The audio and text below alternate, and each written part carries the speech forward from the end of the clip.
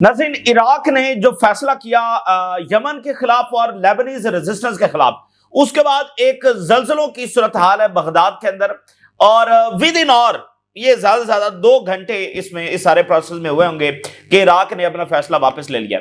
Hezbollah का phone गया है बगदाद और इराक से बात हुई और इराक के हाई ऑफिशियल से, तो इराक ने कहा है कि हमने तो ऐसा कोई फैसला किया ही नहीं है। यानी इतना बड़ा ये सेटबैक हुआ है कि इराक ने स्टेटमेंट जारी की और फंड्स फ्रीज किए, और सबसे फंड से भी जो ज्यादा डेंजरस बात थी वो ये थी कि दोनों रेजिस्टेंस को उन्होंने टेररिस्ट जब डिक्लेयर किया, ये ज्यादा खतरनाक जो बात थी। तो उसके बाद विद इन आवर जो है वो उन्होंने कहा कि नहीं, हमने तो ऐसा कोई फैसला किया ही नहीं है। तो अभी तल अवीव में मिठाई खोली ही जा रही थी कि ऊपर से इराक ने कह दिया नहीं नहीं, हमने ऐसा कोई फैसला नहीं किया। और अमेरिका को बड़ा सेटबैक हुआ क्योंकि फैसला तो उन्होंने किया और अमेरिकन प्रेशर के अंदर किया। अब कह रहे हैं क्लरिकल मिस्टेक है, फलाना मिस्टेक है। तो ये बहरहाल एक बड़ा सेटबैक इनको हुआ है। नेतन्याहू ने यह कहा है कि ईरान अमेरिका के ऊपर न्यूक्लियर अटैक कर सकता है और इसमें सिर्फ रुकावट हम हैं। ये हम हैं जो ईरान को रोक कर बैठे हुए हैं, वगरना कब से ईरान ने जब अटैक कर दिया होता। तो आप अंदाजा करें कि ये बंदा जो है वो किस हद तक, कितना खतरनाक ये बयानिया बना रहा है ईरान के खिलाफ। यानी इससे बड़ा और बयानिया किसी भी मुल्क के खिलाफ और क्या हो सकता है कि उसको इस तरह से जोड़ा जाए कि वो वहां पर न्यूक्लियर अटैक जो वो करने जा रहा है। तो ईरान की नेवी भी इस वक्त अलर्ट है और उनकी मशकें पर्शियन गल्फ के अंदर हो रही हैं। ईरानी एजेंट्स है वो इसराइल के अंदर घुसे हुए हैं और हैरिट्स ने रिपोर्ट दी है कि कैसे गजा की जो जंग है वो इसराइल की इकोनॉमी को बहुत ज्यादा डैमेज कर रही है। और प्रेसिडेंट मडोरो ने ये कहा है कि क्या अमेरिका जो है वो वियतनाम, अफगानिस्तान और इराक, क्या इनके तजर्बात जब वो दोहराना चाहता है? क्या इसमें जो नुकसान हुआ उससे लेसन जब वो लर्न नहीं किए गए? ये प्रेसिडेंट मडोरो का आज मैसेज है। तो ये तमाम सूरत हाल आपके साथ शेयर करेंगे। सबसे पहले एक दिलचस्प खबर आपके साथ शेयर कर रहे हैं। एक इजरायली स्पाईवेयर है, ठीक है ना, ये फोन को हैक करने के लिए, बाकी डिवाइसेस को हैक करने के लिए और उसमें से डाटा निकालने के लिए। इसका नाम है जी इंटेलेक्शा इसका नाम है, और इसके ऊपर अमेरिकन सैंक्शंस हैं और ये बैन है, ठीक है ना। तो लेकिन पता ये चला है कि ये काम कर रहा है। अमेरिकन सैंक्शंस हैं और ये ओवरऑल ये समझा जाता है कि ये बंद हो चुका है, ये कंपनी ही बंद हो चुकी है, लेकिन अब ये पता चला है कि ये काम कर रहा है। और दिलचस्प इसमें बात यह है कि पता कहां से चला है? पता पाकिस्तान से चला है। इस स्पाईवेयर को की जो आइडेंटिफिकेशन हुई है वो पाकिस्तान से हुई है। पाकिस्तान ने एक्सपोज किया कि ये अभी काम कर रहा है। ये इसमें दिलचस्प बात है। हैक्ड इन पाकिस्तान, ये हैरिट्स की रिपोर्ट है। कहां पर हैक हुआ है? पाकिस्तान के अंदर। इजरायली स्पाईवेयर फर्म जिसको एक एक्स इजरायली इंटेलिजेंस ऑफिसर जब वो ओन करता है और चलाता है, still active amid US sanctions. अमेरिकी सैंक्शंस के बावजूद ये एक्टिव है। और कैसे है? अच्छा जी, एक पाकिस्तान के लॉयर हैं जिसका नाम इस रिपोर्ट में नहीं दिया गया। उनको एक लिंक जो है वो मौसूल होता है और देखने में वो लिंक ऐसा लगता है कि किसी बड़े वेस्टर्न मीडिया आउटलेट का है, यानी एक जेन्युइन लिंक लगता है कि जैसे किसी आर्टिकल का लिंक है, जैसे व्हाट्सएप पर शेयर करते हैं तो ऊपर नजर आ रहा होता है कि भाई कौन सी वेबसाइट का है, तो नाम लिखा आ रहा होता है। तो ऐसा लगा कि ये एक जेन्युइन लिंक है, लेकिन जब उस पर क्लिक किया गया तो पता चला नहीं, ये तो एक ट्रैप था और फेक था और किसी और वेबसाइट के ऊपर ले गया। तो उस लॉयर ने वो लिंक जो है वो एमनेस्टी इंटरनेशनल को भेज दिया और एमनेस्टी इंटरनेशनल ने उसका फोरेंसिक किया और पता चला कि ये तो वही स्पाईवेयर है जो बैन हो चुका है, जिस पर अमेरिकन सैंक्शंस है, लेकिन ये अभी भी खुफिया जो काम कर रहा है। तो पकड़ा वो कहां से गया? पाकिस्तान से पकड़ा गया। वो पूरा मिडिल ईस्ट नहीं पकड़ सका, कोई भी नहीं पकड़ सका, वो पाकिस्तान में जनाब पकड़ा गया।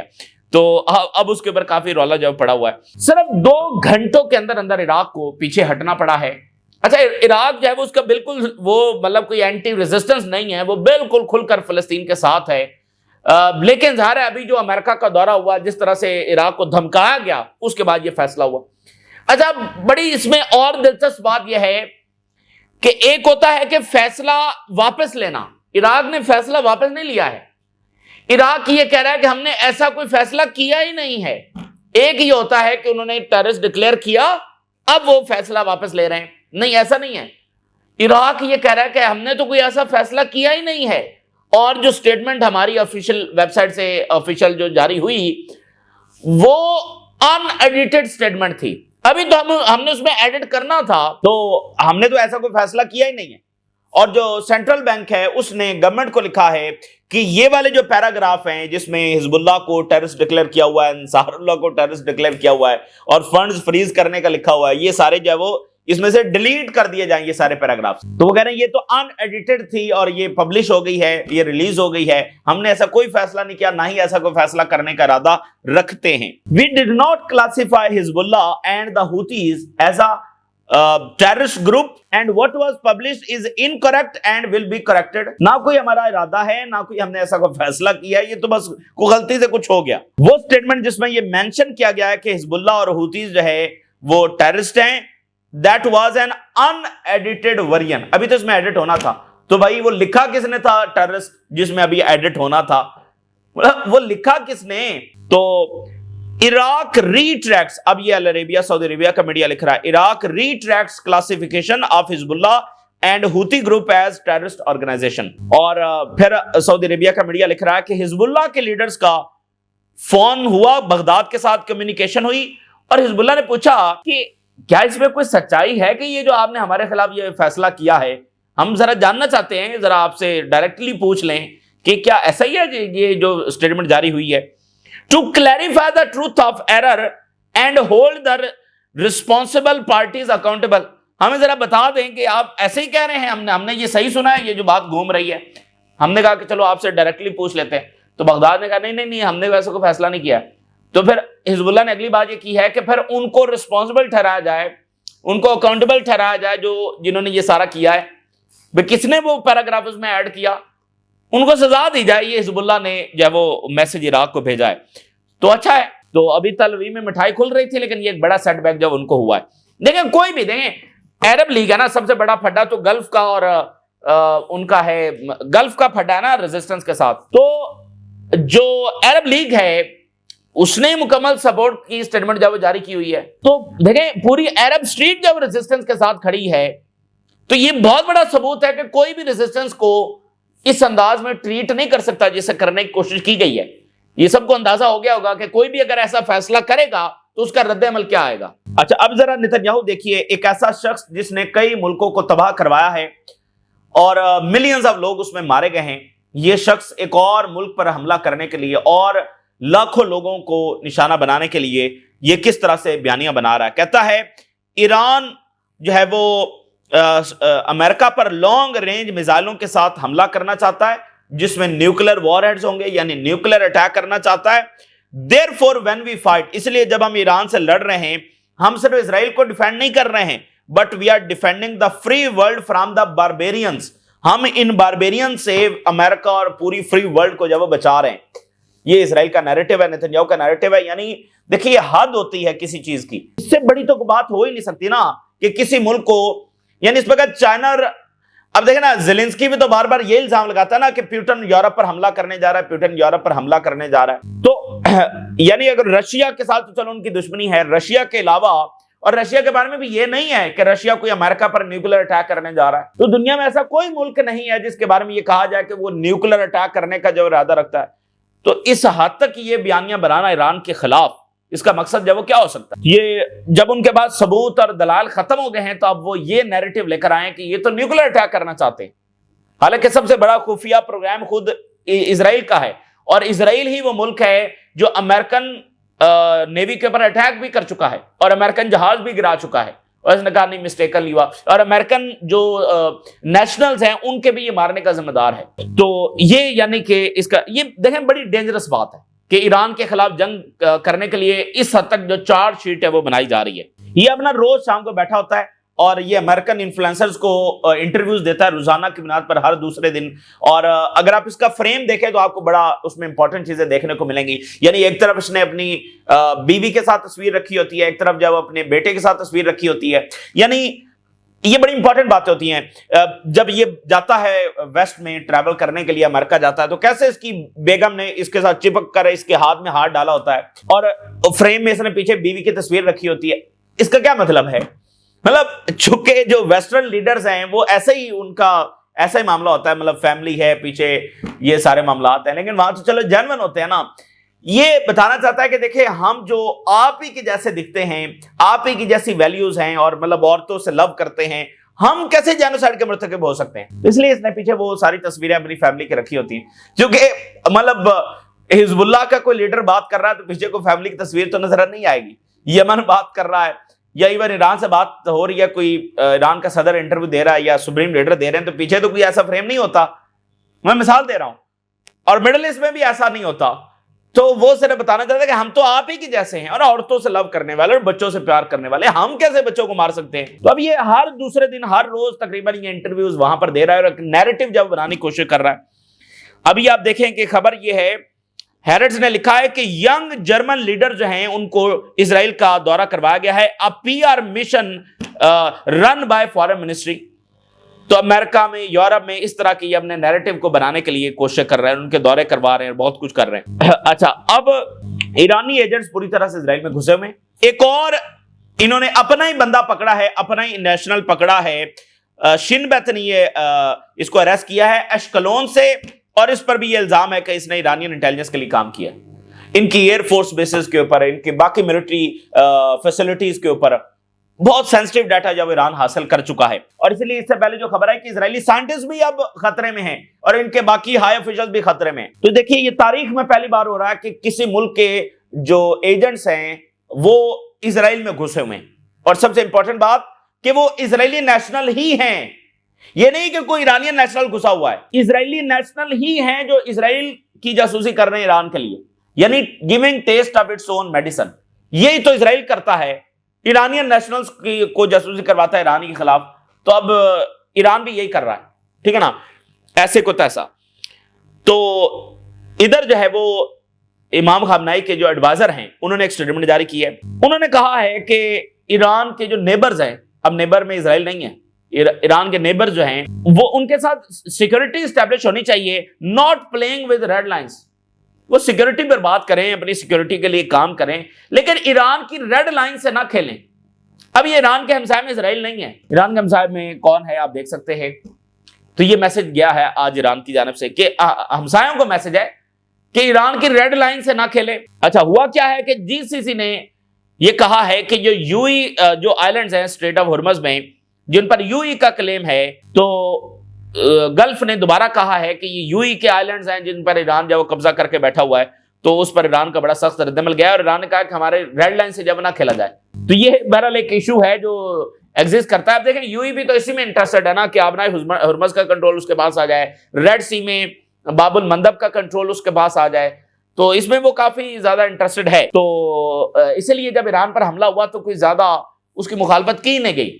تو ظاہر ہے یہی وہ ایشوز ہیں جو ابھی ایگزسٹ کرتے ہیں اور اسی چیز کا اسرائیل جو فائدہ اٹھاتا ہے. تو آئی آر جی سی نے یہ کہا ہے کہ ہماری نیول فورسز نے یہاں پر مشقیں کی ہیں اور انہوں نے یو ایس وارشپس کو وارننگز جاری کی ہیں ان دا پرشین گلف.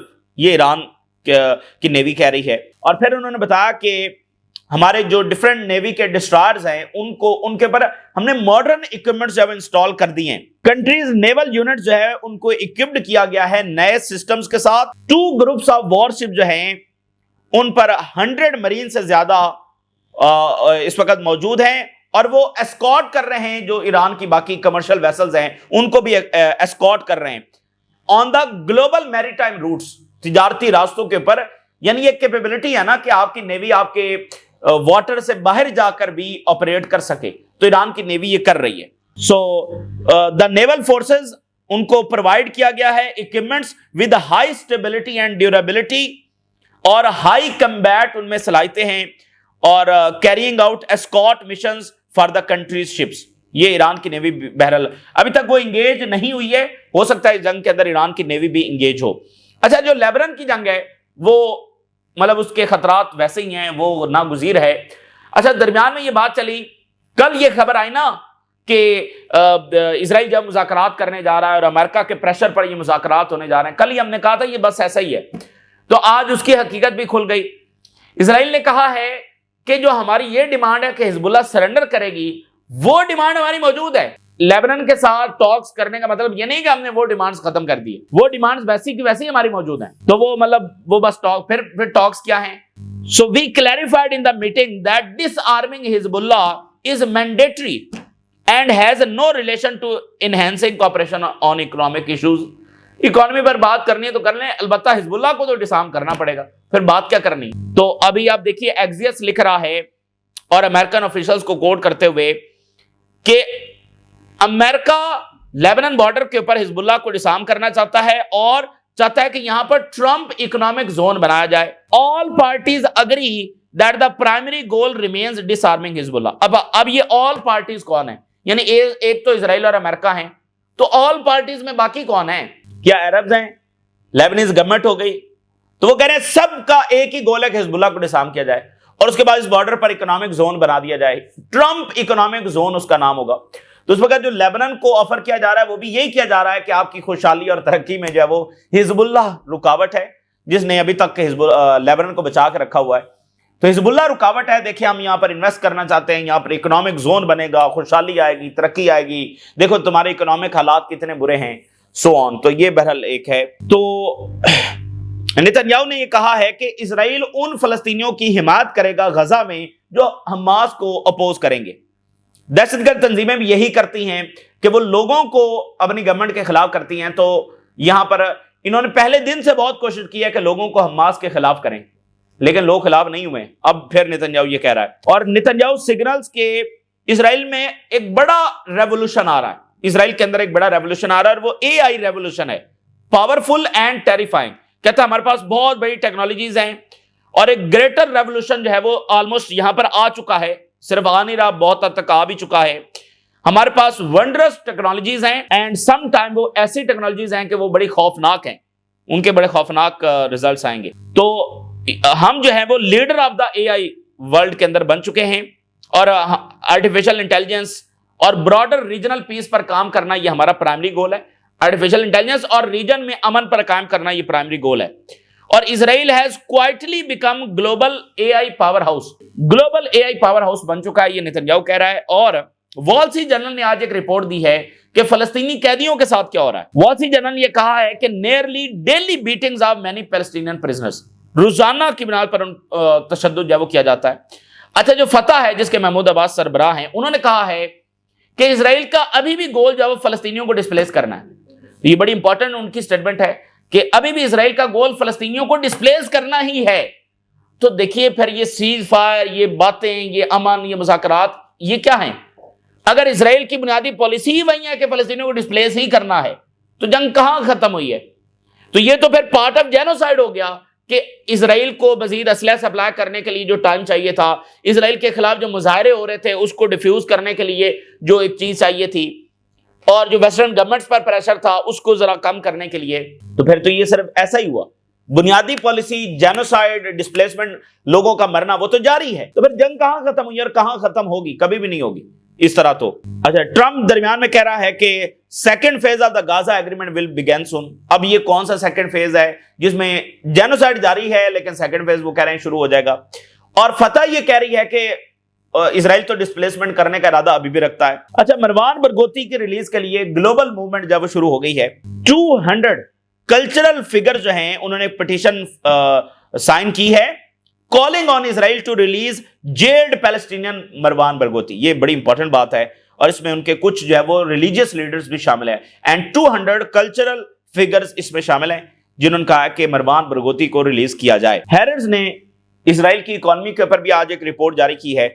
उन्होंने कहा कि the negative impact of the Gaza war on the economy has become clear. गजा की जंग की वजह से इजरायली इकोनॉमी पर नेगेटिव असरात पड़े हैं और ये अब बिल्कुल वाजे हैं। इस जंग के दरमियान जो हमारा खर्चा है वो बिलियंस के अंदर जब वो चला गया है डिफेंस के ऊपर, और जंग की वजह से जो सारा पैसा खर्च हो रहा है, इजराइल की जो रेपुटेशन है वो बहुत बुरे तरीके से मुतासर हुई है। द इकोनॉमी जो है वो आने वाले टाइम में मजीद सफर करेगी। And even if we are far from the lost decade after the यौम किपुर वॉर, यानी उस जंग से भी ज्यादा बड़ा डैमेज जब हमें होने जा रहा है, हो चुका है, मजीद आने वाले टाइम में नजर आएगा।